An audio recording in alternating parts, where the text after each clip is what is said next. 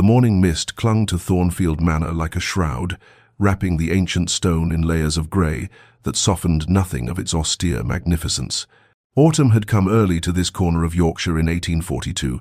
stripping the gardens of their summer splendour and leaving behind skeletal roses that clawed at the October air with thorns bared to the cold. The great house rose from the fog like something conjured from a melancholy dream, all Gothic towers and mullioned windows that reflected nothing but the dying season,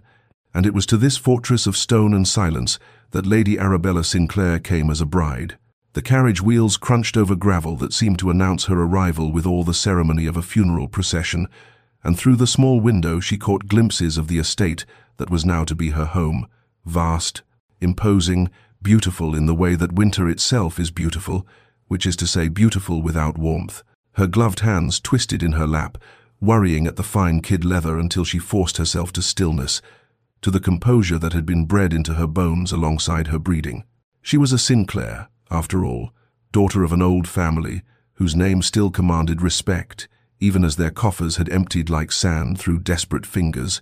and she would not shame that name by arriving at her new home with fear written plainly across her features. Yet fear lived in her chest nonetheless, a cold companion to the fragile hope she harbored like a candle flame cupped against the wind.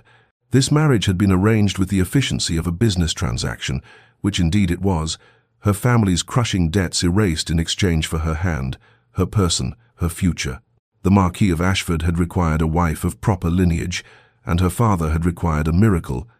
and so the thing had been accomplished with contracts and signatures, and her mother's tears soaking into Arabella's wedding gown as it was fitted. She had not met her intended husband until the day they stood before God and society to bind their lives together, and even then she had seen only the sharp line of his profile, the rigid set of his shoulders, the way his jaw remained, clenched throughout the ceremony, as though he were enduring some physical torment. But she was young, and hope is the province of youth,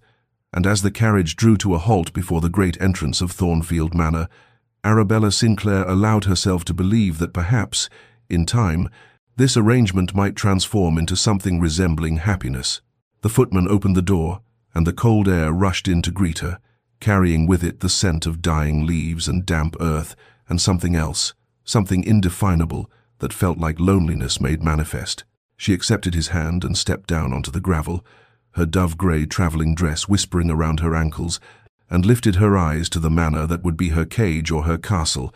depending entirely upon the mercy of the man who now owned her future. The great doors stood closed against her, dark oak banded with iron, and as she moved toward them with careful, measured steps, she felt the weight of watching eyes from the windows above, felt herself assessed and found wanting before she had even crossed the threshold, and understood, with a clarity that pierced her heart, that whatever hope she carried would need to be a resilient thing indeed to survive in this place of stone and shadow. But before our lover's fate is revealed, subscribe so you never miss a chapter of romance and scandal, and tell us in the comments, where are you watching from? Now, let's begin. The great hall of Thornfield Manor stretched before her like a cathedral built to worship cold propriety, all soaring ceilings and dark paneling that swallowed the weak afternoon light, filtering through windows set too high to offer any glimpse of comfort or sky. Arabella stood just inside the entrance, her travelling cloak still damp from the mist, and it was there that she saw him for the second time in her life. Julian Ashford, Marquis of Ashford, master of this domain, and now master of her fate, standing at the far end of the hall with his back to her, as though her arrival merited no more attention than the delivery of the morning post. He was tall, she noted again as she had noted at their wedding, with the kind of aristocratic bearing that seemed bred into the very bones, shoulders broad beneath the perfect cut of his coat, dark hair touched with auburn where the light caught it, and when he finally turned at the sound of the butler's throat-clearing announcement of her presence, she found herself confronted once more with a face of such severe beauty that it might have been carved from the same unforgiving stone as the manor itself. His features were classical, almost cruel in their perfection, high cheekbones, a mouth set in a line that suggested it had forgotten how to curve into anything resembling warmth, and eyes of such a pale grey that they seemed to look through her rather than at her, assessing and dismissing in the same glance. The wedding ceremony rushed back to her in a flood of sensory memory, the way his hand had been cold as marble when he placed the ring upon her trembling finger, the sound of his voice speaking the vows with all the enthusiasm of a man reciting his own death sentence, the absolute absence of any softness in his expression as he had lifted her veil and pressed his lips to hers in a kiss that held no promise, no tenderness, only obligation discharged. She had trembled through the entire ceremony, her hands shaking so badly that her bouquet of white roses had scattered petals across the church floor like snow or tears, and he had not once met her eyes with anything resembling kindness or even simple human acknowledgement. Now, standing in his hall, she waited for him to speak, to welcome her, to offer even the barest courtesy that one might extend to a stranger seeking shelter. But instead, he turned to the butler and said, in a voice of such cultivated disinterest that it cut more deeply than any insult, "Mrs. Hartwell will show Lady Ashford to her chambers. See that she has everything required." Not to her, not one word directed to her, though she stood not 20 paces distant, though she was his wife, though every rule of decency demanded at least the pretense of civility. He spoke of her as though she were not present, as though she were a piece of furniture to be stored in an appropriate room, and then he simply walked away, his footsteps echoing against the stone floor with a finality that sounded like doors closing, like keys turning in locks, like the ceiling of a tomb. Arabella stood frozen, confusion and hurt warring in her chest, understanding crystallizing like ice around her heart. This was not to be a marriage of slow warming, of gradual acquaintance growing into affection. This was to be something else entirely, something she had no name for, something that felt like punishment for a crime she had not committed. That first night, alone in chambers that were beautiful and cold and separated from his by what might as well have been an ocean, she lay awake in the darkness and asked the silent room what she had done to deserve this exile, this marriage that was no marriage at all. But the answer that came back was only the sound of wind against ancient windows and the settling of old stones, and she understood that whatever her offense had been, she had committed it simply by existing, by being the woman he had been forced to marry, by being there at all. Mrs. Hartwell appeared the following morning, like an answer to a prayer Arabella had not known how to voice, a woman of perhaps 50 years with kind eyes, set in a face that had known both sorrow and endurance, and there was something in the way she looked at the new Marchioness that spoke of sympathy without pity, understanding without judgment. "My lady," she said, her voice carrying the soft burr of Yorkshire, "I am Mrs. Hartwell, the housekeeper. His lordship has instructed that I am to assist you in learning the management of Thornfield." The words were proper, formal, yet beneath them Arabella heard what was truly being offered, an ally in this fortress of isolation, perhaps the only friend she might find within these walls. They walked through the manor together that first day, Mrs. Hartwell explaining the household routines with efficient grace, and Arabella listened and observed, and began to understand the magnitude of the domain she was expected to oversee, this vast machinery of servants and schedules and traditions that had operated for generations without pause. Yet even as she tried to focus on matters of menus and linens and the proper ordering of a marchioness's day, she could not help but notice the whispered conversations that ceased when she approached, the pitying glances exchanged between maids, the way the footmen looked at her with a sort of uncomfortable sympathy that made her skin prickle with humiliation. They knew. Of course they knew. In a household of this size, nothing could be hidden, and the fact that their master refused to speak to his new bride, that he avoided her presence as one might avoid contagion, and had surely spread through the servants' quarters like wildfire. She held her head high and pretended not to notice, pretended that her heart was not breaking with each pitying look, and she threw herself into learning the intricacies of household management with a determination born of desperation, for if she could not have her husband's regard, she could at least have purpose, competence, dignity. The days began to establish their cruel pattern. She would wake alone, breakfast alone in her chambers, because the thought of sitting at that vast dining table with only her own thoughts for company was unbearable, and then she would attend to household matters, and all the while she remained painfully aware of where he was,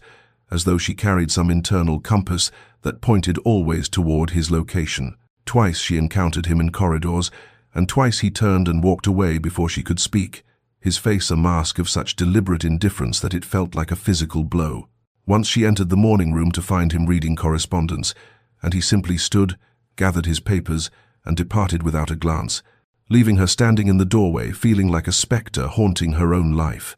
She began to explore the manor in earnest, partly to learn her new domain, and partly to escape the suffocating loneliness of her chambers, and what she discovered was a house of faded grandeur, a beauty that had been neglected, not from lack of funds but from lack of love, as though the very walls had absorbed the coldness of their master and reflected it back in peeling paint and tarnished fixtures and rooms that had been closed off because no one cared enough to open them. In the portrait gallery on the second floor, she found Julian's ancestors staring down at her with expressions of stern judgment. Generations of Ashfords, with the same aristocratic features, the same pale grey eyes, the same mouths that looked incapable of smiling, and she wondered if coldness was bred into the very bloodline, if warmth was something these people had systematically eliminated from their natures as one might weed a garden. Yet the house itself whispered of better times, of an era when music had filled the ballroom and laughter had echoed in the halls. And standing alone among the stern-faced portraits, Arabella felt her loneliness intensify into something almost physical, a weight pressing against her chest, and she understood with terrible clarity that one could be utterly alone, even in a house filled with people, perhaps especially in a house filled with people who witnessed one's abandonment and could do nothing to prevent it. Weeks passed with the relentless quality of water wearing away stone, each day identical to the last in its cold routine, and Arabella found that her initial hurt and confusion were slowly transmuting into something else entirely, something more akin to determined curiosity, for she had begun to understand that her husband's silence, however painful, was itself a kind of language, and if she could not engage him in conversation, she could at least learn to read the text of his existence within these walls. She became a student of his habits, observing from careful distances the patterns of his days. He rose early, always before dawn, and rode out across the estate before breakfast, returning with his dark hair wind-scattered and something in his face that looked almost peaceful before the shutters came down again. He took breakfast alone in his study, conducted business with his steward in the mornings, and then most afternoons he disappeared into the east wing of the manor, into the library that she had glimpsed only once, a room of floor-to-ceiling shelves and leather-bound volumes, and the kind of hushed reverence that churches aspired to but rarely achieved. She began to find excuses to pass by the library in the early evenings, and once, when he had left the door slightly ajar, she caught a glimpse of him seated in a chair by the window, with a book open in his hands, and an expression on his face that was utterly transformed from the cold mask he showed the world, something soft and absorbed and almost vulnerable, and she realized with a start that this was where he lived his true life. In these pages, in these stories, in worlds that demanded nothing of him but his attention. When he left the library, she would sometimes slip inside and examine the books he had been reading, running her fingers over volumes of poetry and philosophy, Greek tragedies and modern novels, and she began to construct an image of his inner landscape from these literary breadcrumbs. He favored stories of honor and betrayal, of duty conflicting with desire, of noble souls trapped in impossible circumstances, and she wondered what pain had driven him so deeply into these fictional sorrows that he could not bear to remain present in his own life. Yet the greatest puzzle was the contradiction she observed between his treatment of her and his treatment of nearly everyone else on the estate, for she learned through Mrs. Hartwell's careful comments and through her own observations during walks around the grounds that Julian was known among the tenants as a fair and even generous landlord, that he had reduced rents during poor harvests, that he had personally paid for the doctor when old Thomas Weatherby's wife had taken ill, that he had given the blacksmith's son funds to apprentice in London. She watched from her window one afternoon as he stopped to speak with a tenant farmer, saw him dismount and crouch down to speak to the man's small daughter, saw something in his face that was almost a smile when the child presented him with a handful of wildflowers, and the tenderness of that moment, brief as it was, made her want to weep with frustration and confusion. He had kindness in him, clearly, compassion and generosity, and even gentleness. So why did he reserve only cruelty for her, only this unbearable silence, only this studied indifference that felt more deliberate than any active hatred could be? Her determination shifted then, crystallizing into something new. She would no longer seek his approval or his acknowledgement, for that path led only to madness and despair. But she would understand him, would decode the mystery of this man who was capable of such contradictions, and perhaps, in understanding, would come either acceptance or the strength to endure what could not be changed, and perhaps, though she barely dared admit this even to herself, perhaps in understanding him, she might find the key to reaching him, to breaching whatever walls he had built around his heart, though what she would do with such a key, if she ever found it, remained a question she could not yet answer. Understanding, Arabella began to realize, was not the same as surrender, and if she could not breach the walls her husband had built around himself through direct assault, perhaps she might instead offer small tokens that would signal her willingness to meet him in the territory of his choosing, in that realm of literature and beauty where he seemed most himself, most at peace, most human. She began leaving books in the library, volumes she selected with great care from the shelves after studying his preferences, a first edition of Wordsworth's poems when she noticed his tendency toward the romantics, a new translation of Dante that she ordered specially from London, a slim volume of Shakespeare's sonnets that she placed on the reading table by the window where he always sat,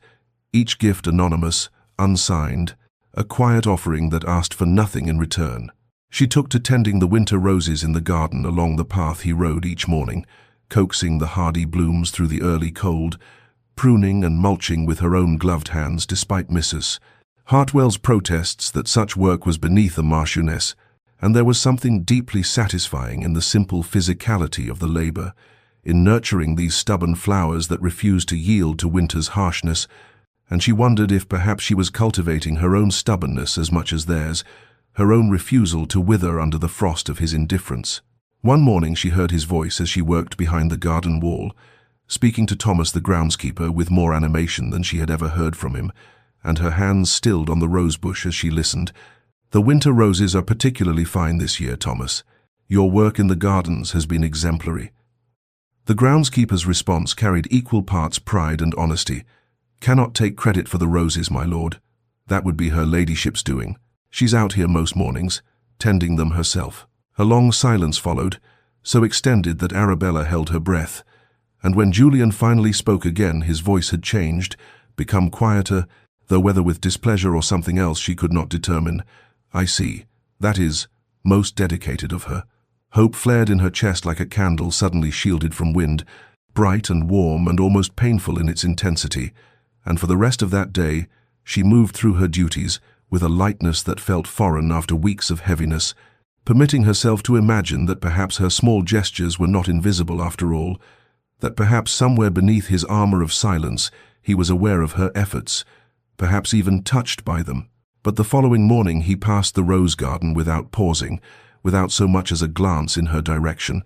and in the library that evening she found the books she had left precisely where she had placed them, their spines uncracked, their pages clearly unread, and the hope that had burned so bright guttered and died, leaving behind only the familiar ache of rejection. That night she sat at her writing desk and composed a letter to her sister Margaret, the only person in the world to whom she could speak the truth of her circumstances. "Dearest Meg, I find myself in the peculiar position of being married yet more alone than I have ever been in my life. He will not speak to me. He will not look at me. I am a ghost in my own house, and some days I wonder if I shall simply fade away entirely from the sheer weight of being unseen." She paused, her pen hovering over the paper as she confronted the question that had been growing in her mind like a shadow. Could she endure this marriage, this half-life of silence and separation, for years, perhaps decades, until death released her from vows that had bound her to a man who would not acknowledge her existence? The question terrified her, not because she feared the answer might be no, but because she suspected, with a grim certainty, that the answer was yes, that she would endure because she had no choice, because her family's survival depended on this marriage, because she had been raised to understand duty and sacrifice, and because somewhere in the depths of her heart, despite everything, she still harbored a foolish, stubborn hope that things might somehow change. She finished the letter, sealed it, and then sat in the darkness of her chamber, with her hands folded in her lap, and made herself a promise. She would not break, would not beg, would not debase herself by pleading for scraps of attention from a man who had made his feelings, or lack thereof, abundantly clear. and if she must live this life of elegant imprisonment, she would do so with dignity and tact, with her spine straight and her head high, and she would find purpose and meaning in the work of the estate and in service to those who depended upon Thornfield, even if she could never find love within its cold walls. 3 months had passed since Arabella had arrived at Thornfield Manor, 3 months of silence and separation that had settled into a rhythm as predictable as it was painful, when winter arrived in earnest with a violence that seemed to mirror something wild and desperate in her own heart, and on a day when the sky hung low and heavy with the promise of snow, she walked out into the gardens without proper cloak or bonnet, driven by a restlessness she could not name, a need to feel something other than the numbness that had become her constant companion. The rain began as she reached the rose garden, not the gentle misting rain of autumn, but a cold, driving deluge that soaked through her thin day dress within moments, and still she stood there among her winter roses, tilting her face to the sky, as if the water might wash away the accumulated sorrow of these months. And by the time she returned to the manor, she was shivering so violently that Mrs. Hartwell cried out in alarm and immediately summoned the doctor, for even Arabella could recognize that the cold had penetrated deep into her bones, settling there with an ominous heaviness. The fever came that night, raging through her with a ferocity that left her insensible, lost in dreams that twisted the reality of her waking life into even more nightmarish shapes, and through the haze of her illness, she was dimly aware of Mrs. Hartwell's worried face, of the doctor's grave pronouncements, of the servants moving quietly through her chamber with cool cloths and medicinal draughts. What she did not know, could not know in her fevered state, was that Julian had been informed of her illness within an hour of the doctor's arrival, and that his reaction, witnessed only by his valet Henderson, had been a sight remarkable enough that Henderson would speak of it in whispered tones to Mrs. Hartwell. The Marquis had gone white as death itself, and had gripped the back of his chair with such force that his knuckles stood out stark against his skin, and had demanded to know every detail of her condition with an urgency that bordered on violence. Mrs. Hartwell, who had served the Ashford family for 30 years and had learned to read the subtle signs of emotion beneath aristocratic restraint, noticed that his lordship took to pacing the corridor outside Arabella's chamber in the evenings, noticed that he questioned her extensively about the Marchioness's condition each morning, and noticed the barely concealed anxiety in his eyes when she reported that the fever had not yet broken. On the 3rd night of Arabella's illness, when the crisis was at its peak, and the doctor had admitted with grim honesty that the outcome remained uncertain, Mrs. Hartwell emerged from the sick room near midnight to find Julian standing in the darkened corridor like a sentinel, still dressed in his evening clothes, his face haggard in the candlelight, and though he said nothing, his presence spoke volumes that his silence had previously denied. It was then, with Arabella's life hanging in the balance behind that closed door, that Julian spoke his first words about his wife to anyone other than in the most impersonal terms, and though his voice was quiet, almost strangled, the words carried a weight that made Mrs. Hartwell's eyes sting with sudden tears. "See that she has everything she needs, Mrs. Hartwell, everything. Spare no expense. Bring specialists from London if necessary. Whatever she requires to recover, it shall be provided." And then, after a pause in which something seemed to break behind his carefully maintained facade, "She must recover. Do you understand? She must." Mrs. Hartwell understood, perhaps better than Julian himself understood in that moment, and she returned to her patient with renewed determination, and whether through the doctor's skill, or the strength of Arabella's own constitution, or perhaps through the sheer force of Julian's desperate, unspoken will, the fever broke at dawn on the 4th day, and Arabella woke weak but clear-headed to find Mrs. Hartwell weeping with relief beside her bed, and outside in the corridor, unbeknownst to her, Julian finally allowed himself to return to his own chambers, his vigil ended, his secret kept, the crack in his armor carefully concealed once more beneath the stone mask he showed the world. Recovery came slowly to Arabella, measured in careful steps from bed to chair, from chair to window, from window to the hallway beyond, and in those quiet days of convalescence, she found herself possessed by a curious clarity, as though the fever had burned away something more than illness, had purged from her the desperate need for Julian's acknowledgement that had coloured her first months at Thornfield Manor, and what emerged from the ashes of that fever was a woman who understood, perhaps for the first time, that she could not spend her life waiting for a man to grant her permission to exist, to matter, to find purpose within these walls that had become her prison and her home. When she was strong enough to resume her duties, she did so with a subtle but profound shift in her bearing, no longer arranging her days around the possibility of encountering Julian, no longer timing her visits to the library or the gardens in hopes of crossing his path, and instead she turned her full attention to the estate itself, to the tenants and servants and land that constituted the true heart of Thornfield, and in doing so discovered that she possessed talents and inclinations she had never before had opportunity to develop. Mrs. Hartwell noticed the change immediately, remarked upon it to Henderson one afternoon in the servants' hall. "Her ladyship has come into her own, I think. There's a strength in her now that wasn't there before." And indeed, Arabella moved through the manor with new purpose, consulting with the steward about improvements needed to tenant cottages, ordering repairs to roofs that had been neglected, ensuring that the elderly widow Parsons received additional coal for her hearth, and that the blacksmith's youngest son, who showed promise with letters, received primers and instruction. She established a small school in one of the unused estate buildings, teaching the tenant children herself on Tuesday and Thursday afternoons, and there was something deeply satisfying in watching young minds grasp new concepts, in being genuinely needed and appreciated, in building something good from the wreckage of her romantic hopes. What Arabella did not know, could not see, was that Julian observed these transformations from a distance, standing at his study window as she walked with the steward across the south fields, lingering in the corridor when she met with Mrs. Hartwell to discuss household matters,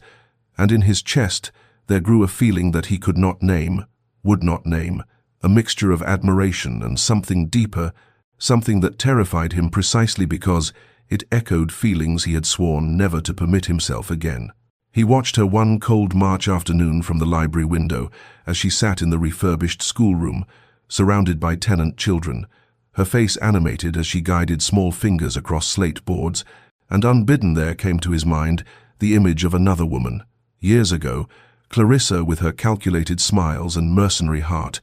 who had played at loving him for his title and fortune while sharing her true affections with a penniless officer, and the memory of that betrayal rose up like bile, bitter and corrosive, a reminder of why he had built these walls, why he had chosen silence and distance as his armor against future pain. Yet even as the old wound ached, he could not deny the evidence before his eyes. Arabella was nothing like Clarissa, possessed none of that calculated artifice, and her kindness to those who could offer her nothing in return, her dedication to work that brought her no advantage, spoke to a character fundamentally at odds with the mercenary creature who had shattered his ability to trust. And this recognition filled him with a conflict so profound that he turned from the window, pressed his palm against the cold glass, and whispered words he had not permitted himself in months. "What have I done? Have word." The Dowager Marchioness arrived at Thornfield Manor on a bright April morning without prior notice, sweeping through the entrance hall with the imperious confidence of one who had been mistress here for 30 years before relinquishing the role, and Arabella, summoned hastily from her morning correspondence, felt her stomach tighten with apprehension as she descended the stairs to greet the formidable woman who had attended her wedding with an expression of barely concealed disapproval. Lady Catherine Ashford possessed the same aristocratic features as her son, softened only slightly by age, and her sharp grey eyes assessed Arabella with a thoroughness that made the younger woman feel as though every inadequacy were being catalogued and noted. Yet Arabella met that scrutiny with the composure she had learned during these difficult months, curtsying with perfect propriety and murmuring the appropriate words of welcome. The Dowager's visit, ostensibly a courtesy call to see how the new Marchioness was settling in, revealed its true purpose over tea, when Lady Catherine announced with the casual authority of one accustomed to absolute obedience that she would be hosting a dinner party at week's end to properly introduce Arabella to local society, and that both she and Julian would naturally attend as guests of honor. Arabella's teacup trembled slightly in her hand, for she understood immediately what this meant. The first time she and Julian would be required to appear together publicly as husband and wife, to perform the pantomime of marital unity before the watching eyes of society, and the prospect filled her with a dread so profound she could barely form words to acknowledge the announcement. The week that followed passed in a blur of preparation, Mrs. Hartwell consulting endlessly about appropriate attire, while Arabella tried on gown after gown, seeking something that would armor her adequately for the ordeal ahead, finally settling on a dress of deep sapphire silk that brought out the blue of her eyes and lent her pale complexion a becoming luminosity. On the evening of the dinner party, as her lady's maid arranged her hair in an elaborate style that left her neck bare and vulnerable, Arabella studied her reflection in the mirror and barely recognized the woman who looked back, for despite the elegant gown and carefully arranged curls, her eyes held a wariness that no amount of powder and paint could disguise, the expression of one preparing for battle rather than a social gathering. The Dowager's London townhouse blazed with light as their separate carriages arrived, and Arabella felt Julian's presence before she saw him, that familiar tension that always accompanied their proximity, and when he emerged from his carriage and their eyes met across the torchlit courtyard, she witnessed something remarkable. He looked at her, truly looked at her, for the first time in 4 months, and in his dark eyes she saw surprise,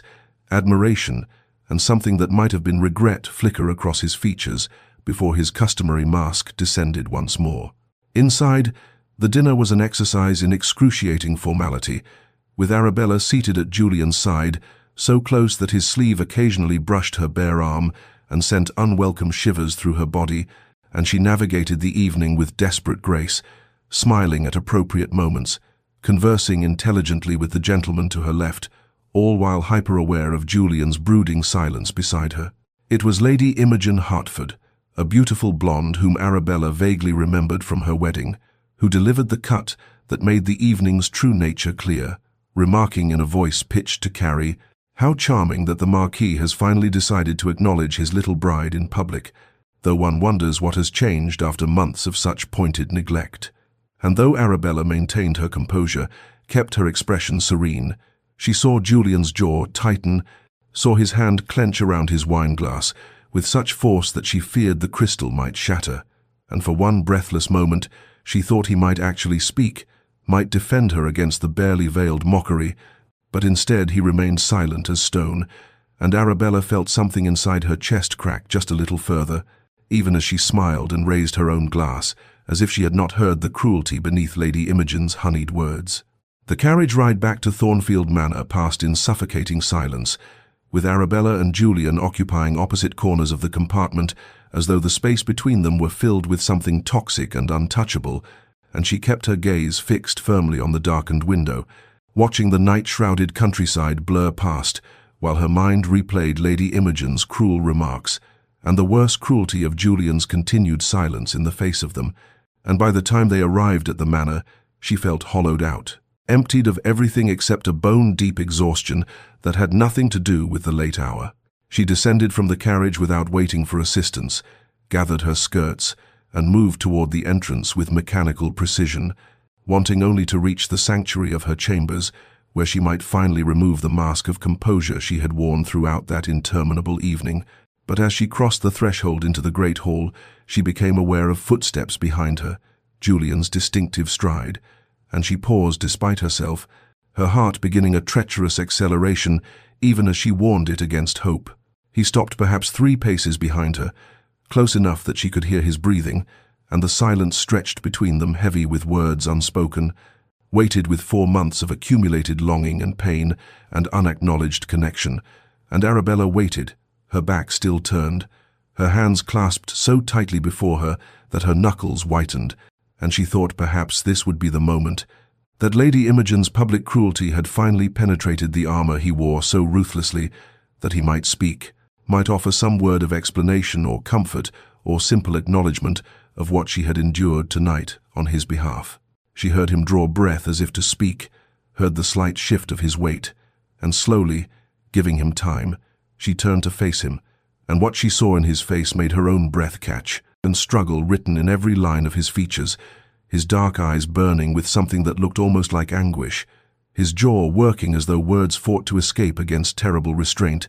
and she waited, silent and still, offering him the space to cross the chasm that yawned between them, every fiber of her being focused on that moment of potential transformation. But even as she watched, even as hope began its fatal bloom in her chest, she saw the shutters descend once more, saw his expression close and harden, saw him step backward as though she were something dangerous from which he must retreat, and without a word, without a single syllable after that eloquent struggle, he turned and walked away, his footsteps echoing through the hall until they faded into the depths of the house and left her standing alone in the flickering candlelight. Arabella stood frozen for a long moment, trembling with the effort of maintaining her composure, and then, with the careful deliberation of one who has suffered a mortal wound but refuses to acknowledge it, she proceeded up the stairs to her chambers, dismissed her waiting maid with a gentle firmness that brooked no argument, and only when the door was closed and locked behind her did she allow the tears to come,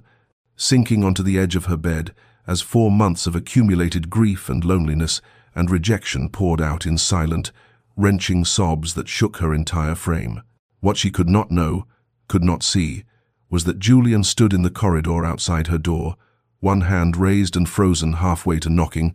his own face contorted with anguish as he listened to the sound of her weeping, each sob like a blade between his ribs, and the war within him raged with renewed violence, his fear of betrayal, his certainty that opening his heart again would lead only to destruction, battling against the undeniable truth that in protecting himself from potential pain, he was inflicting real and terrible suffering on a woman who had done nothing to deserve it, and after an eternity he lowered his hand, pressed his palm flat against the door, as though he might somehow reach through the wood to comfort her, then turned and walked away, leaving her to cry alone while he retreated to his study and the decanter of brandy that offered the only solace he would permit himself. The weeks that followed the disastrous dinner party brought with them the transformation of spring, and as May arrived at Thornfield Manor, the estate seemed to awaken from its long winter slumber, the gardens exploding with colour, the air warming and filling with the scent of apple blossoms and fresh-turned earth, and something in Arabella transformed as well, for the pain of that night when Julian had once again chosen silence over connection, had burned away the last of her desperate hope and left in its place something harder and perhaps more valuable, a determination to find contentment within the confines of her circumstances rather than perpetually yearning for what would never be given. She threw herself into estate management with renewed purpose, working alongside the steward to plan crop rotations and repair tenant cottages, establishing a small school in the village where children might learn their letters,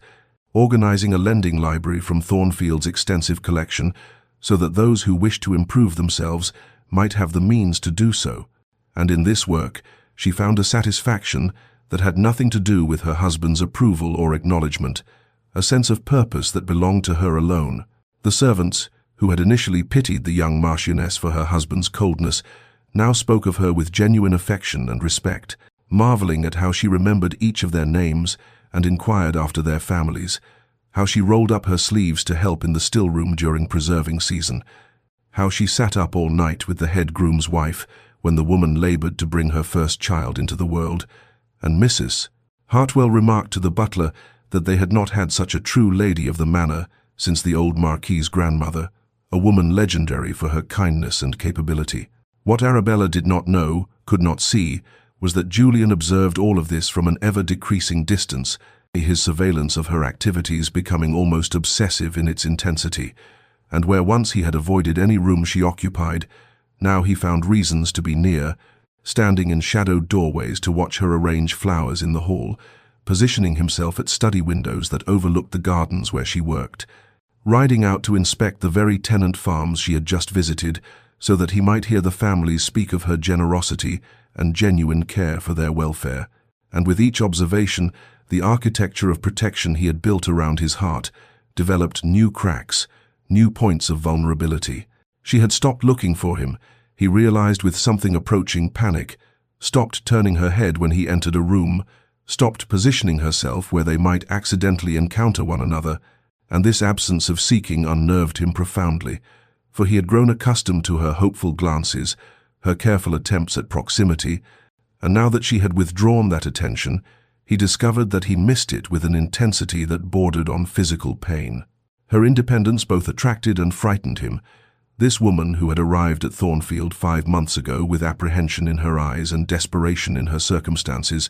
who had endured his calculated cruelty with dignity, and who had now somehow transcended her need for him even while remaining trapped within their marriage. and Julian found himself in the peculiar position of having achieved exactly what he thought he wanted. A wife who expected nothing from him and who had ceased to hope for his affection, only to discover that this victory tasted of ashes and brought him no peace whatsoever, for the control he had sought through silence was slipping through his fingers like water, and he was left grasping at nothing, while she moved through Thornfield like a beacon of light that illuminated everything except the darkness in which he had chosen to dwell. It was an afternoon in late May when Arabella entered the East Wing Library, seeking a specific volume on estate management that Mrs. Hartwell had mentioned.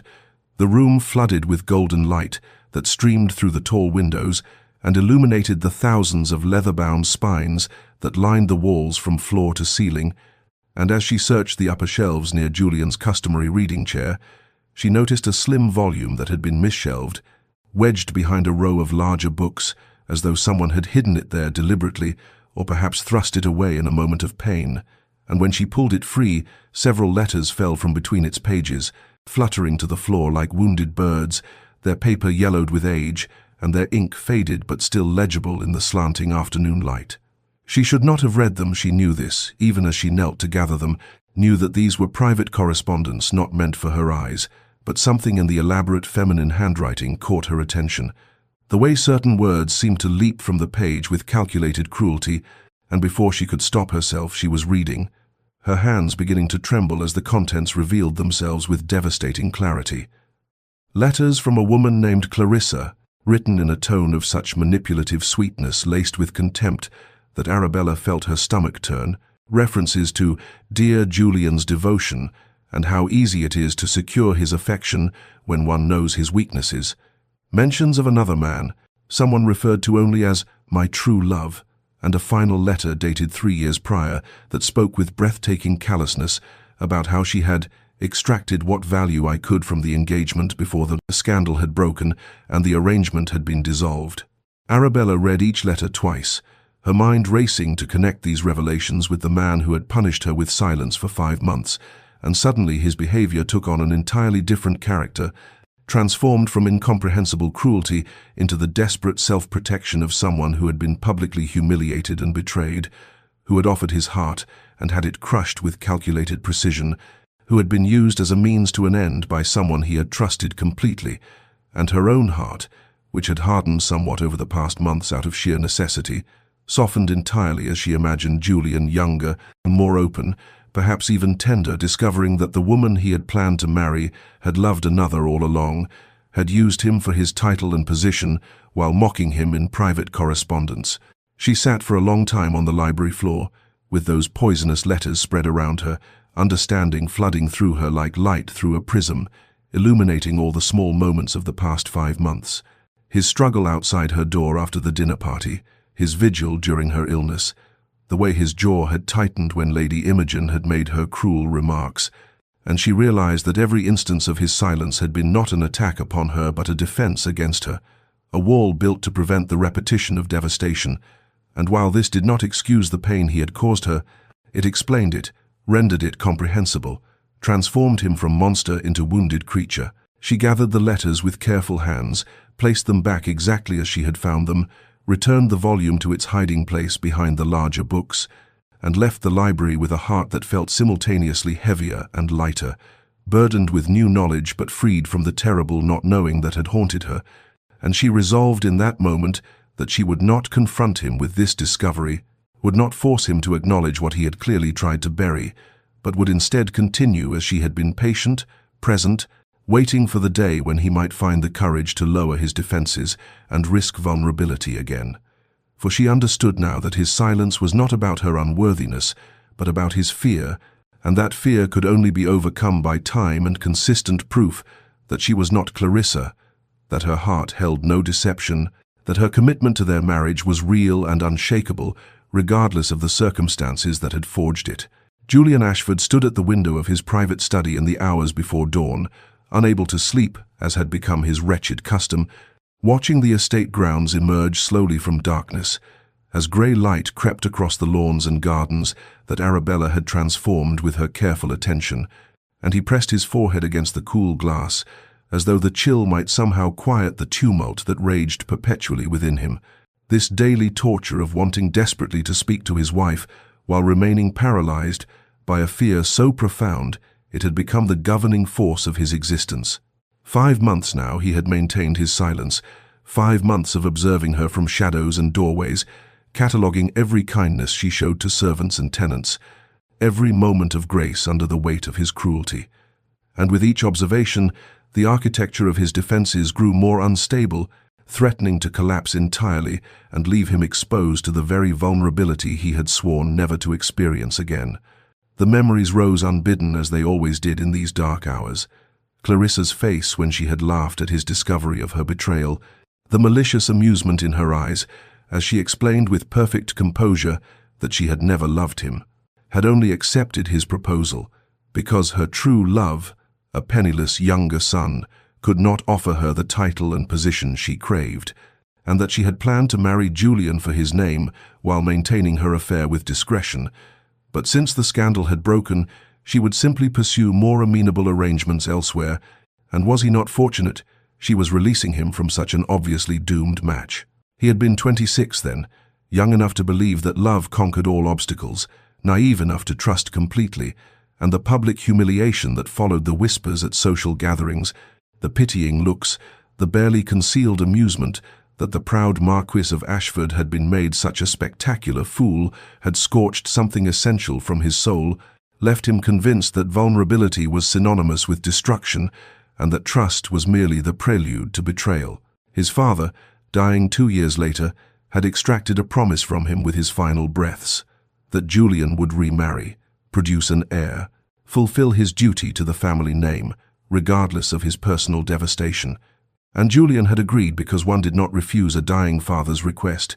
but he had determined that this time he would maintain absolute control, would select a bride from such desperate circumstances that she would never dare deceive him, would keep her at such distance that she could never truly wound him, and Arabella had seemed perfect for this cold calculus, beautiful enough to satisfy appearance, desperate enough to be controlled, gentle enough to manage easily. Except nothing had proceeded according to his plan, for Arabella had proven impossible to categorize or predict, her dignity in the face of his cruelty more affecting than tears would have been, her gradual withdrawal into independence more devastating than her initial attempts at connection, and now Julian found himself in the peculiar agony of having achieved exactly the isolation he had sought, only to discover that it brought no safety, only a different species of pain, sharper and more constant than anything Clarissa had inflicted. He wanted to speak to Arabella, God, how he wanted to speak to her, to explain himself, to apologize, to ask if perhaps they might begin again, but each time he gathered his courage, the memories rose like a wall between them. Clarissa's laughter, the public shame, the sickening certainty that he was fundamentally unlovable, that anyone who claimed affection for him was simply better at concealing their true motives, and his throat would close, and the words would die unspoken, and he would retreat once more into the prison of his own construction, while across the house Arabella moved through her days with increasing self-sufficiency, requiring less from him with each passing week, and Julian watched his plan to keep her at distance succeed so completely that he was losing her without ever having had her at all. His control revealed as the illusion it had always been, leaving him grasping at shadows, while the substance of what they might have been together slipped irrevocably beyond his reach. The rose garden had become Arabella's particular sanctuary in these late spring weeks, a place where she could lose herself in the practical work of tending the climbing varieties that covered the southern wall of the manor, their blooms heavy with fragrance that reminded her of her childhood home, and on this particular morning she had decided to prune the highest canes that had grown wild over the winter, reaching above her head with shears while balanced precariously on the old wooden ladder that the groundskeeper had warned her was unstable, but which she had assured him would serve well enough for this small task. She was deeply absorbed in her work, the physical labor providing relief from the constant awareness of Julian's presence somewhere in the house, that peculiar tension that had become the permanent condition of her existence, and she did not hear his approach along the gravel path, did not know he had paused at the garden entrance, as was his custom these past weeks. Observing her with that intensity, she sometimes felt like heat against her skin, but never permitted herself to acknowledge directly. The ladder shifted beneath her weight, as she stretched to reach a particularly stubborn cane, the old wood creaking in warning,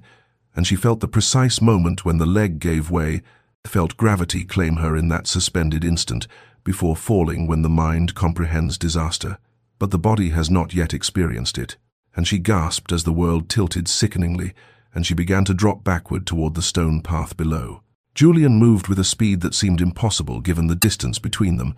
covering the garden length in what could only have been seconds, though to Arabella it felt like an eternity of falling. And suddenly there were hands on her waist, strong and sure, breaking her descent and pulling her against a solid chest, and the impact of landing in his arms, rather than on unforgiving stone, drove the breath from her lungs in a rush of shock and relief. The world stopped in that moment, suspended as completely as she was suspended in his embrace,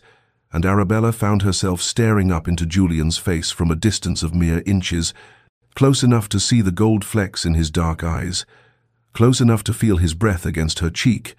close enough to observe the way his pupils dilated as they stared at each other with an intensity that made her heart hammer against her ribs. With such force, she was certain he must feel it through the layers of fabric that separated them. His hands remained on her waist where they had caught her, his fingers pressing into her sides with a firmness that bordered on desperation, and she watched his throat work as though he were trying to swallow words, watched his lips part as though speech might finally emerge after 5 months of silence,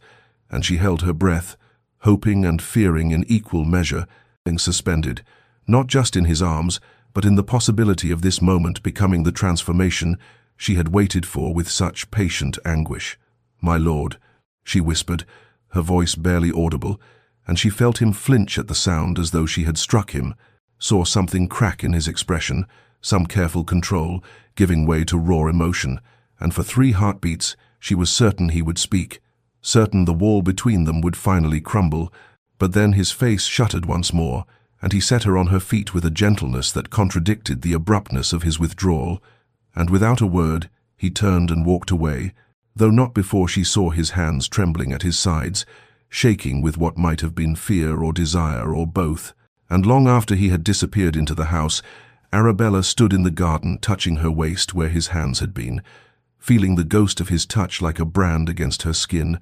and despite everything, despite 5 months of silence and loneliness and confusion, she felt hope kindle in her chest once more, fragile and tentative but undeniably real, because a man who trembled after touching his wife was not a man who felt nothing, and perhaps silence was not the opposite of love, but merely its terrified guardian. The Dowager Marchioness arrived at Thornfield Manor 3 days after the incident in the garden, her carriage pulling up to the entrance with the decisive authority that characterized all her actions, and she swept into the house with the kind of purpose that made servants step quickly aside, and Julian, upon being informed of her presence, feel an uncharacteristic flutter of something approaching apprehension,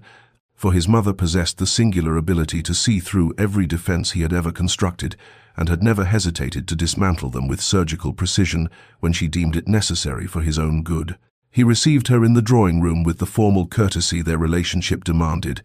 bowing over her hand and inquiring after her health and journey. All the small rituals of their class, that provided a veneer of civilization over what he suspected would prove to be a deeply uncomfortable conversation, and his mother endured these pleasantries for precisely the amount of time propriety required, before dismissing them with a wave of her gloved hand and fixing him with a look that had made him confess childhood transgressions decades ago, and had lost none of its efficacy in the intervening years. "Sit down, Julian," she commanded, not requested, and he found himself obeying despite being the master of this house, and no longer a boy to be ordered about, settling into the chair across from hers, while she regarded him with a mixture of exasperation and concern that made something in his chest tighten painfully. "I have been patient," she began, her voice carrying that particular tone that indicated her patience had reached its absolute limit. "I have waited for you to come to your senses, to recognize what is plainly obvious to everyone in this county, except apparently yourself, but I can wait no longer, because that girl upstairs, your wife, in case you have forgotten, is being destroyed by your cruelty, and I will not stand by and watch you repeat the mistakes that nearly ruined you once before." Julian felt anger flare hot and immediate. the automatic defense against anyone who dared broach the subject of Clarissa, but his mother continued before he could marshal his objections, leaning forward in her chair with an intensity that pinned him in place. "Do not," she said sharply, "do not dare to claim this is about protecting yourself, because we both know that what you are doing to Arabella has nothing to do with protection and everything to do with cowardice. With your refusal to acknowledge that not every woman is Clarissa Pemberton, that not every offer of affection is a disguised betrayal, and that by treating your innocent wife as though she were guilty of another woman's crimes, you are becoming the villain in your own story, rather than the victim you insist on remaining." The words struck like physical blows, each one landing with devastating accuracy on wounds Julian had convinced himself were long healed, and he rose from his chair in agitation, pacing to the window because he could not bear to meet his mother's eyes while she dismantled the careful justifications he had built around his behavior these past 5 months. "You know nothing of what I endured," he said, his voice low and rough with suppressed emotion. "The humiliation, the public mockery, the certainty that I was fool enough to believe in love only to discover it was elaborate manipulation, and I cannot endure that again." His mother rose as well, crossing to stand beside him at the window, and when she spoke her voice had softened, though it lost none of its directness. "I know everything of what you endured, my son. I was there through all of it. I held you through the worst of it. And I know that Clarissa Pemberton was a mercenary creature who saw you as a stepping stone to position rather than as a man worthy of love. But Julian, that girl loves you, yes, loves you. You fool, I have seen it in her eyes every time your name is mentioned, in the way she has tried so desperately to make a home in this mausoleum you've created, in her dignity, in the face of treatment that would have broken a lesser woman. And you are destroying her and yourself with this silence, this distance, this stubborn refusal to see that Arabella is not Clarissa and never could be." Julian turned to face his mother fully, and she must have seen something in his expression, some crack in the armor, some admission of the agony he had been living with, because her face softened further, and she reached up to cup his cheek as she had when he was a child. "Release her or claim her properly," she said gently but firmly,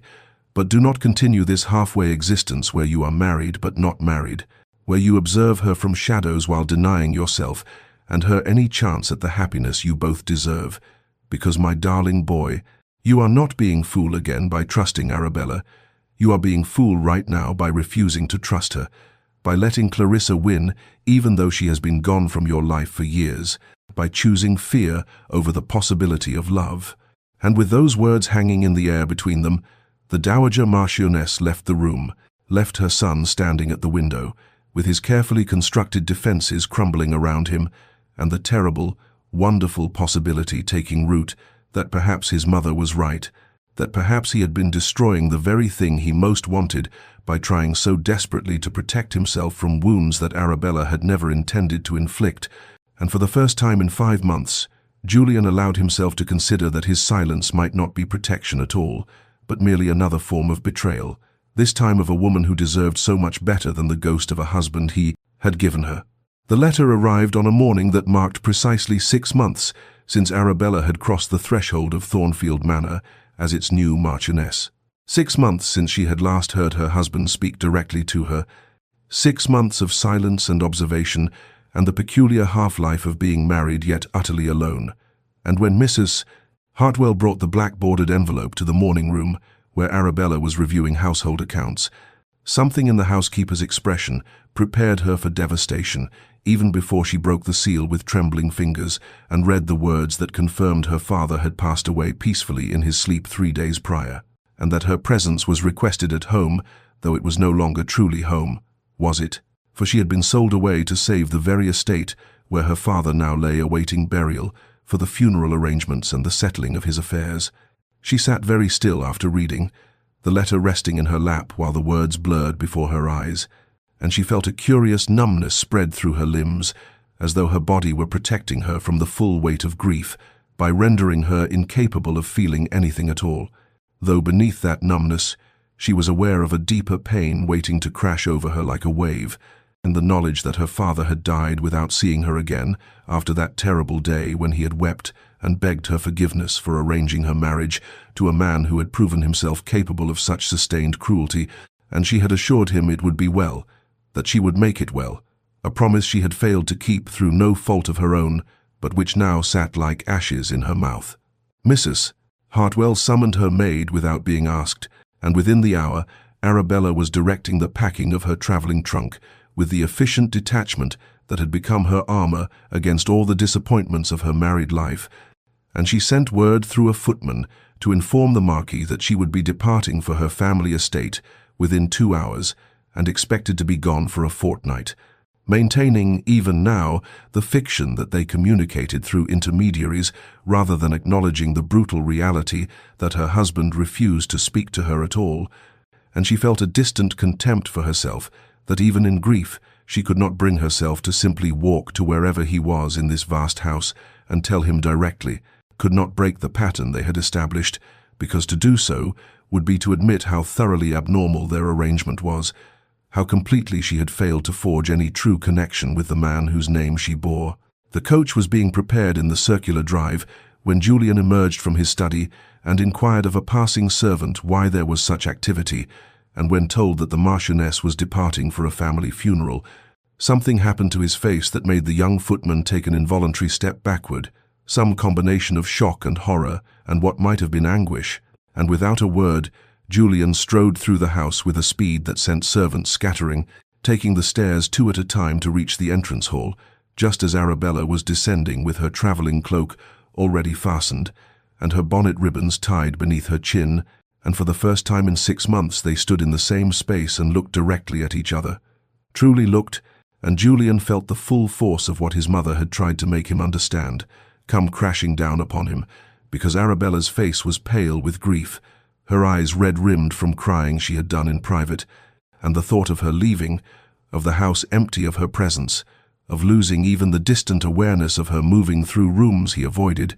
filled him with a panic so acute it was nearly physical pain, and he knew with sudden terrible clarity that somewhere in these 6 months of observing her from shadows, of watching her transform his cold house into something resembling a home, of witnessing her kindness and dignity and quiet strength, he had begun to need her in ways he had sworn he would never need anyone again, and the possibility of her gone felt like losing something essential he had not known he possessed until faced with its absence. Julian moved without conscious thought, his body propelling him forward before his mind could construct the familiar defenses that had kept him silent for half a year. And he was through the entrance and down the steps before the footman could even open the coach door, his hand raised in a gesture that halted the driver mid-motion and brought a confused stillness to the assembled servants, who had never seen their master emerge from the house with such obvious agitation, such complete abandonment of the rigid control that had characterized every moment of his existence, since Clarissa Pemberton had taught him that vulnerability was merely another word for foolishness, and when Arabella appeared in the coach doorway, surprise flickering across features already drawn with grief, Julian found himself suddenly, terribly bereft of words. All the speeches his mother's confrontation had inspired, dying unuttered in his throat, because how could he possibly explain 6 months of cruelty in the space of moments? How could he make her understand that his silence had never been about her unworthiness, but about his own cowardice? And so he simply stood there looking up at her while she looked down at him, and the tableau held for a heartbeat. 2, 3. The entirety of their strange, sad marriage compressed into this single suspended moment where everything and nothing might change depending on what happened next. Arabella descended from the coach with careful dignity, her travelling dress black in mourning, her face pale as marble, and just as composed, and she waited with the patience that had become her defining characteristic through these long months, waited for him to speak or step aside, or do whatever it was he intended by stopping her departure, and Julian saw in her eyes that she expected nothing, that 6 months had taught her not to hope for words from him, and that resignation struck him with more force than anger ever could have, because she had stopped believing he was capable of giving her anything beyond silent observation and cold distance, and the knowledge that he had done this to her had reduced a woman of warmth and courage to this careful emptiness, made him despise himself with an intensity that was almost cleansing in its completeness. He opened his mouth and nothing emerged, his voice unused for direct address to her, rusty with disuse in all the ways that mattered failing him at the moment he most needed it, and he saw something flicker in Arabella's expression, some last fragile hope beginning to die, and then a single tear escaped to slide down her cheek, just one, tracking a silver path through the powder she had applied to hide the ravages of her grief, and she spoke into his silence with a dignity that destroyed him. "My lord," she said, and her voice was steady despite that tear, steady and exhausted and unbearably sad. "I have endured your silence for 6 months. I have lived as a ghost in your house, and accepted that this is to be the sum of our marriage. But my father is dead, and I must go to him. So I ask you now, may I have leave to bury my father, or will you deny me even this?" The words fell between them like stones into still water, and Julian felt something crack apart in his chest, some final barrier he had constructed against feeling too much, against risking too much, and suddenly the fear that had governed his every action since Clarissa seemed small and contemptible compared to the reality of Arabella's tear, her dignified sorrow, her assumption that he would deny her even the basic compassion of mourning, and he understood with devastating clarity that in protecting himself from the possibility of betrayal, he had become the betrayer and had inflicted on an innocent woman the very cruelty he had sworn never to endure again. And the realization broke him completely, shattered every defense until he stood before her as raw and exposed as he had been in those first days after Clarissa's deception. And from that brokenness he found at last his voice. "Forgive me," Julian said, and the words came out raw and broken, his voice roughened by months of restraint and the weight of emotion he had imprisoned behind silence. And Arabella stared at him as though he were a spectre made suddenly corporeal, her eyes wide with shock, because these were the first words he had spoken directly to her in 6 months, the first acknowledgement that she existed as more than a piece of furniture to be avoided. And Julian saw her astonishment and felt it like a blade between his ribs, evidence of how completely he had severed any expectation of normal discourse between them, and he reached out with a hand that trembled visibly and said again, "Forgive me, please. Come back inside. Let me—" But his voice broke on whatever he had meant to say next, and Arabella allowed him to take her arm and guide her back up the steps, while the assembled servants tried very hard to appear as though they were not witnessing the most extraordinary scene in the manor's recent history, their master actually touching their mistress, actually speaking to her. And Julian led her not to any of the formal receiving rooms, but to the small drawing room that adjoined the library, the room where he sometimes sat in the evenings with a book and a glass of brandy, his private sanctuary into which he had never invited anyone, and he settled her carefully onto the settee, as though she might shatter from rough handling, and then he stood before her and seemed to struggle with where to begin. How to explain 6 months of cruelty to a woman whose only crime had been accepting a marriage proposal that would save her family from ruin. "I had a prior engagement," he began, his voice still rough but gaining strength through use, and he saw Arabella's expression shift from shock to careful attention. "Before my father died, before you, there was a woman named Clarissa Pemberton, and I believed—" He paused, swallowed hard against the bitterness that still rose whenever he thought of those days. "I believed she loved me for myself, that our marriage would be built on genuine affection rather than the mercenary arrangements so common to our class. But I was a fool, blinded by my own arrogance and her considerable talents for deception, because while I was planning our future, she was conducting an affair with a cavalry officer, and she married me for the title with every intention of continuing her liaison, once the ring was safely on her finger." He watched Arabella's face as he spoke. He saw understanding begin to dawn there, along with something that might have been pity, and he could not bear her pity, though he knew he deserved nothing better. And he continued, "The scandal was considerable when the affair became public, and I obtained an annulment through channels that need not concern you, and I vowed I would never again allow anyone close enough to make a fool of me, that if I must marry, and my father's deathbed demand that I produce an heir made marriage unavoidable, then it would be to someone who understood from the beginning that ours would be an arrangement of convenience only, and I would provide for her materially but never emotionally, and when your father's circumstances made you available, I thought—" He stopped, shame flooding through him at the memory of his calculated coldness. "I thought silence would protect me from caring, from being vulnerable, from risking again the humiliation Clarissa had dealt me, but Arabella, I was wrong, so terribly wrong, because you are not Clarissa, You have never been anything but good and patient and kind, and I have repaid that kindness with a cruelty that shames me." Julian saw the understanding in Arabella's eyes, and felt both relief and deeper shame, because she had already discovered the letters and already pieced together the story of his humiliation, and chosen to respond with patience rather than confrontation, and this knowledge that she had known, and still extended grace, made his cruelty these past months seem even more monstrous. And he continued speaking because now that the dam had broken, he could not seem to stop the flood of words, all the observations and acknowledgments he had denied himself through 6 months of self-imposed silence. "I watched you," he said, and his voice dropped lower, became almost confessional in its intimacy. "Every day I watched you, catalogued every kindness you showed to the servants, to the tenants, to the very gardens themselves. I saw you leave books in the library, and I read every single one because they were your recommendations, and I wanted to know your mind. I stood in the shadows when you taught the tenant children to read, and marveled at your patience. I heard you speak gently to Mrs. Hartwell about her rheumatism, and watched you implement changes to make the staff's lives easier,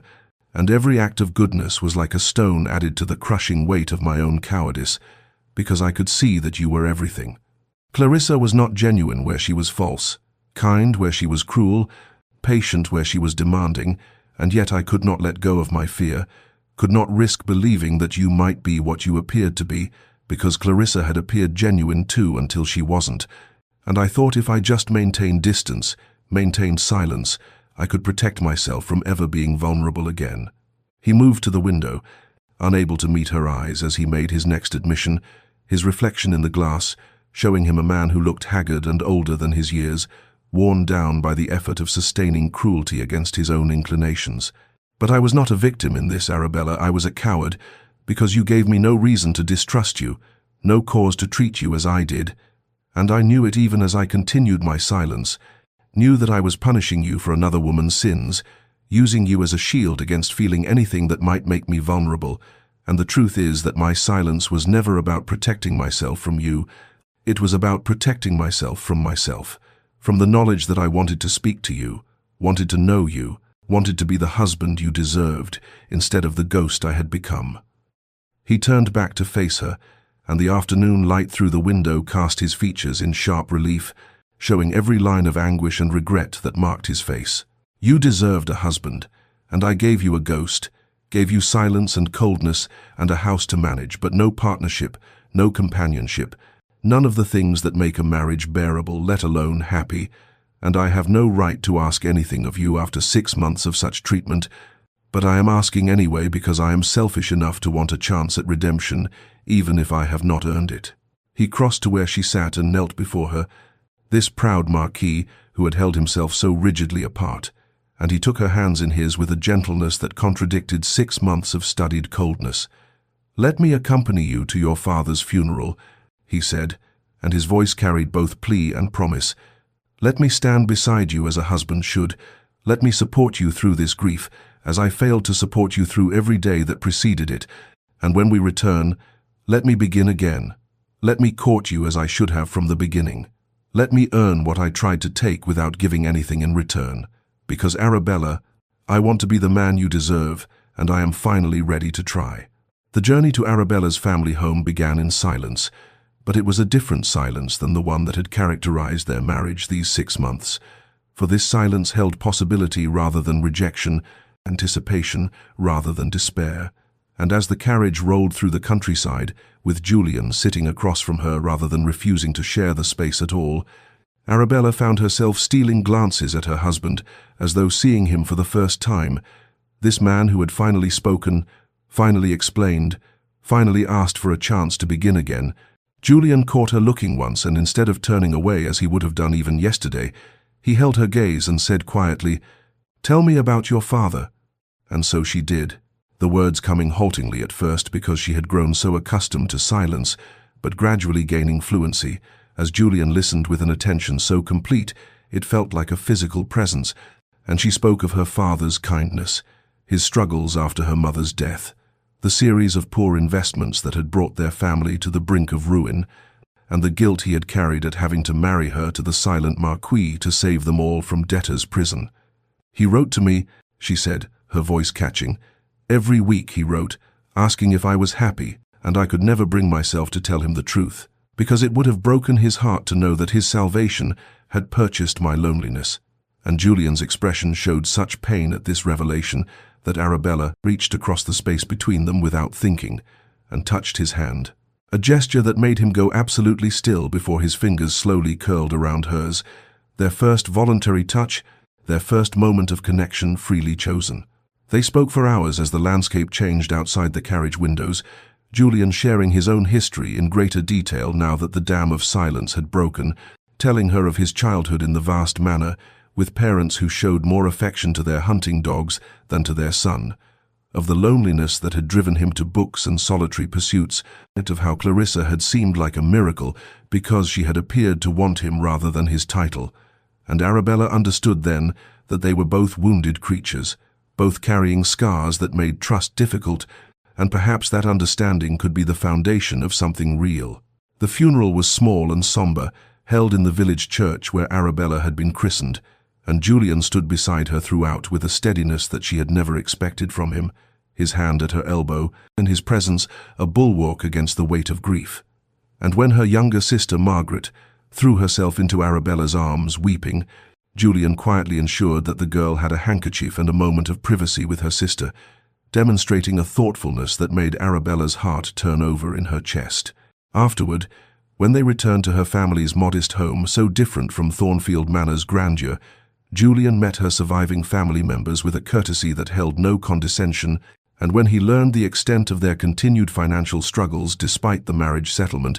he immediately made arrangements for additional support, not as charity but as family obligation, speaking to Arabella's uncle with a respect that made the older man's eyes shine with grateful tears. The journey back to Thornfield began 2 days later, and this time when they settled into the carriage, Julian sat beside her rather than across from her, their shoulders touching through the layers of traveling clothes, and somewhere in the middle of the second day's travel, Arabella found herself leaning against him in exhaustion, and Julian's arm came around her shoulders, tentative at first, then more firmly when she did not pull away, and she fell asleep to the steady rhythm of his heartbeat, and woke to find him watching her with an expression of such tender wonder that she felt heat rise to her cheeks. They spoke of lighter things on this return journey, books they had both read, opinions on estate management, small observations about the passing scenery, building gradually toward the intimacy that should have begun 6 months ago. And when Arabella laughed at something Julian said about a particularly pompous neighbor,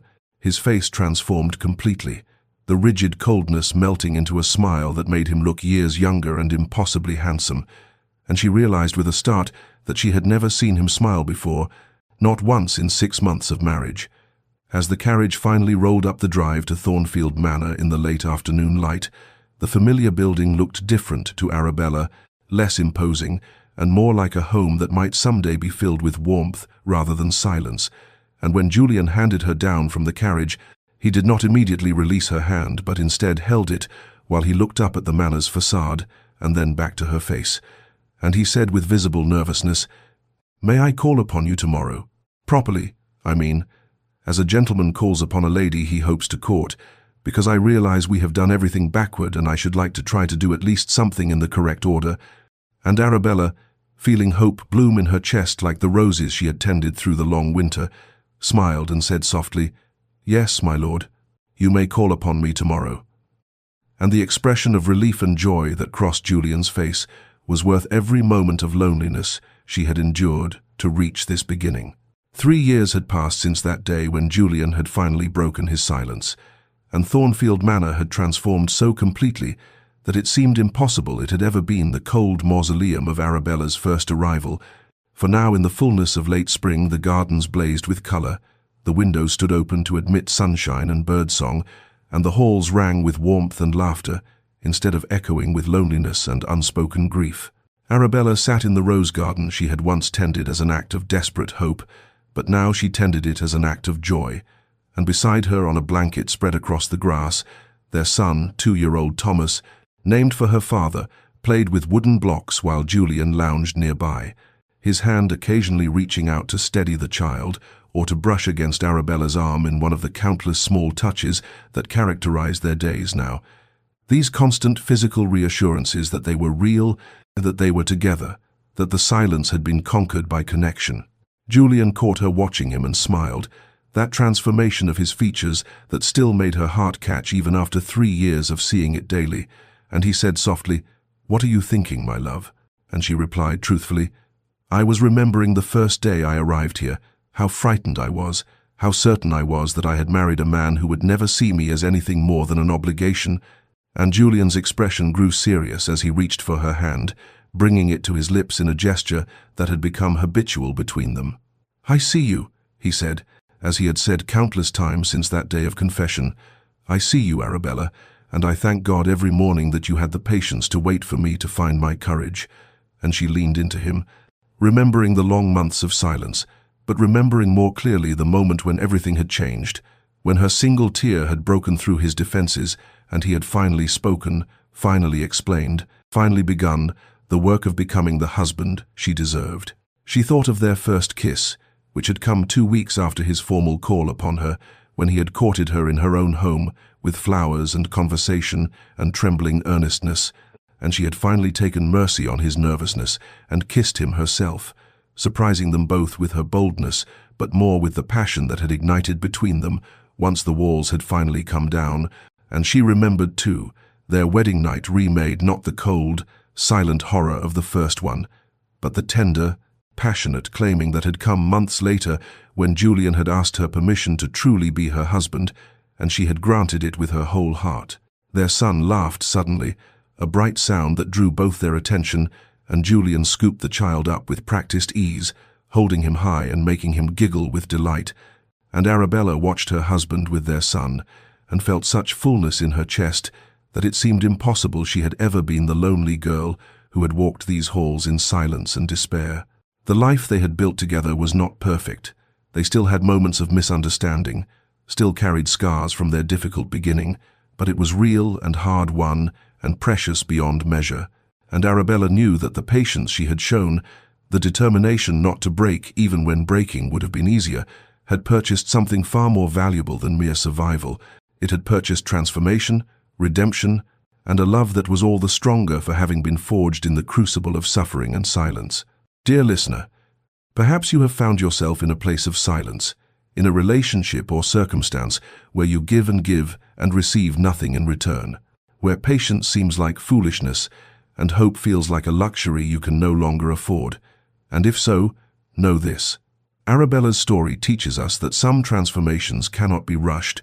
that some walls must be dismantled brick by careful brick rather than demolished in a single moment, that sometimes the greatest act of courage is not the dramatic gesture, but the quiet persistence of showing up day after day with grace and dignity intact. Not every silence will end as Arabella's did. Some silences must be walked away from. Some walls were never meant to be scaled, but there is profound strength in maintaining your own integrity while others find their way, in refusing to let another person's wounds make you cruel in return,